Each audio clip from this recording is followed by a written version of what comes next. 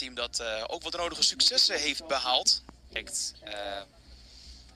Tot die tijd is dit even wat het is. Ik zie onze collega Bas van der Braak hier al driftig heen en weer lopen. Die gaat eens kijken wat hij daaraan kan doen. Tot die tijd doen we het vandaag de ploeg die nu start. Ja, kon even zijn van start. We zijn van start. De Kaizer Chiefs aan de bal. Die gaat door. Ohio, Eerthuizen. Burken met de bal diep.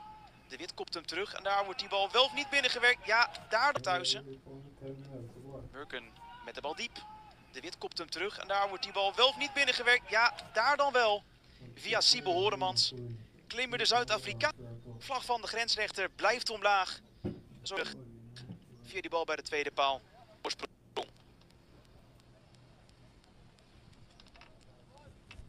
Daar ligt wat ruimte voor de Zuid-Afrikanen.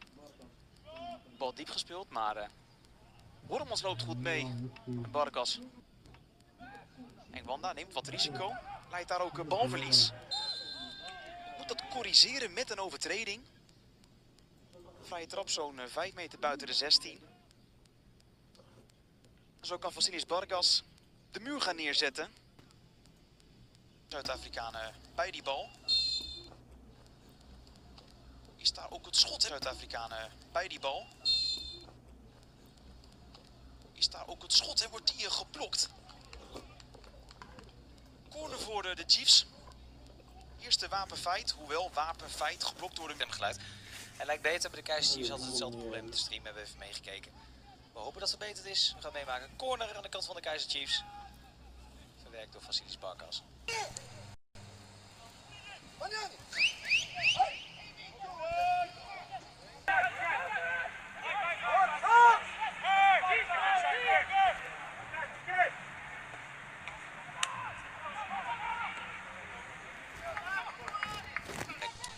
Overname van de Kaizer Chiefs komen er redelijk rap uit, maar nu gaan speelmogelijkheden zoeken. En een eerste voorzichtig schotje van de nummer 42 aan de kant van de Kaizer Chiefs. Redelijk geblokt door Zee. Krijgt hem net niet lekker mee en krijgt hem net niet goed. En dan is er een omschakelmoment voor de Kaizer Chiefs. En goed doorzien door Good Old.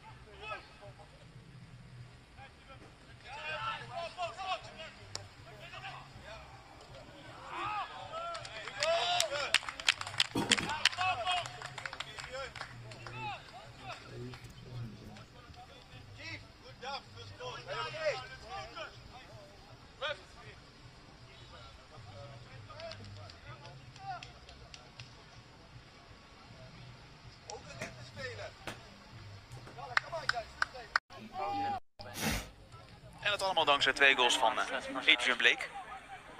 Soufiane El Karouani komt er hieruit, steekt die andere linksback, Vinson, weg. Voorzet wordt er dan uitgehaald. Was het bijna Vinson met zijn tweede assist. Op de man waar hij eerder ook al het voorbeeld vinden. Neem jij even de namen door, Corné? Neem jij even de namen door.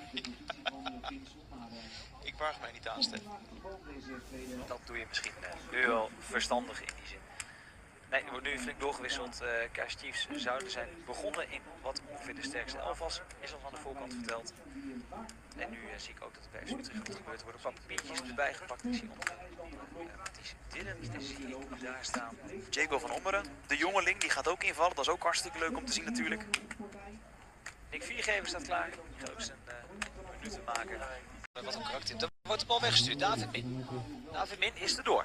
David Min is eentje, heeft hij overzicht. Hij schiet. Oeh, en de redding van de doelman. Goeie individuele actie van David Min. Mooi weggestuurd vanaf de rechterkant. En goede redding van de doelman. In een opvallend tenue. Opvallend tenue. Heel veel te doen gehad. Het stond vaak gegroepeerd, maar handschoenen van Michael Brouwer zijn nog schoon. De doeltrap, goede actie, goed ingegeven door Matthijs Dillen, die daar een doeltrap uithaalt. Kaizer Chiefs proberen druk te zetten. Geen balbezit, maar nu wel. En dan wordt het gevaarlijk. Matthijs Dillen blokt die bal toch goed. Ja, blijft hij goed op zijn benen staan en goed naar de bal kijken. Het is wat je leert bij de pupillen, hè? Naar de bal kijken. Dat is wat Oesterkamp die uit dat duel blijft. Zo is dat. Maar de bal ook nog wat graag aan zijn voet wil hebben. Dat is een mooie paas. Goede bal van Matthijs Dillen, zegt Miliano Jonathans. Gaat hij het zelf doen? Hij gaat het zelf doen. Wat een prachtig doelpunt FC Utrecht. Er gaan nu ook een paar spelers richting Matthijs Dillen. Die mee feliciteren, want dat was echt een fantastische bal. Ron Jans complimenteerde hem ook nog een keertje. En Miliano Jonathans maakt dat natuurlijk gewoon fantastisch goed af. David Min liep er nog naast, maar Jonathans is een doelpunt te maken. Heeft dat bij Vitesse laten zien. En pikt lekker zijn doelpuntje mee. Weer bij zijn randreden, dat is prachtig. Ook wel mooi om te zien. Ik zag net... Westerland Jensen met een 1-2'tje. Het ziet er aardig uit. Nou, dat Victor Jensen met een afstandsschot. Die bal wordt van richting veranderd. Dat is zeg maar een balletje tegen hoofd aan. Hey, Corné, ik kijk niet vaak met de commentaren. Maar ik krijg hier van iemand een Kampioenenvisie. Maar dus ook FC Utrecht gaan verlaten. Met pijn in het hart. Ja, want ik heb er 8, 9 jaar met heel veel plezier gewerkt, Stef. Zo is dat. Nee, en ook pijn in het hart van onze kant, Corné. Wij gunnen je dat van harte. Sterker nog, het is je laatste werkdag. Je zat toch mogen afsluiten met commentaar geven. Je hebt jarenlang gezegd... dat is een ploeg die zit al midden in de competitie. Ontzettend goed begonnen. Nou, nu met 4-0 gewonnen. Dus dat is een ploeg die al wat verder is in principe in de voorbereiding. Die zit alweer midden in het seizoen. Oeh, daar levert dit er wel even slordig de bal in. Maar dat betekent wel, qua intensiteit ga je het mogelijk afleggen. Oeh, dat was trouwens over de kans voor de 4-1. Waar de bal weer over zat. Wat ik wil zeggen, de intensiteit ligt gewoon heel hoog. De gasten zijn al wat verder in die zin. Dus je zult ook nu tot de laatste minuut door moeten gaan. Het is zometeen op het Echi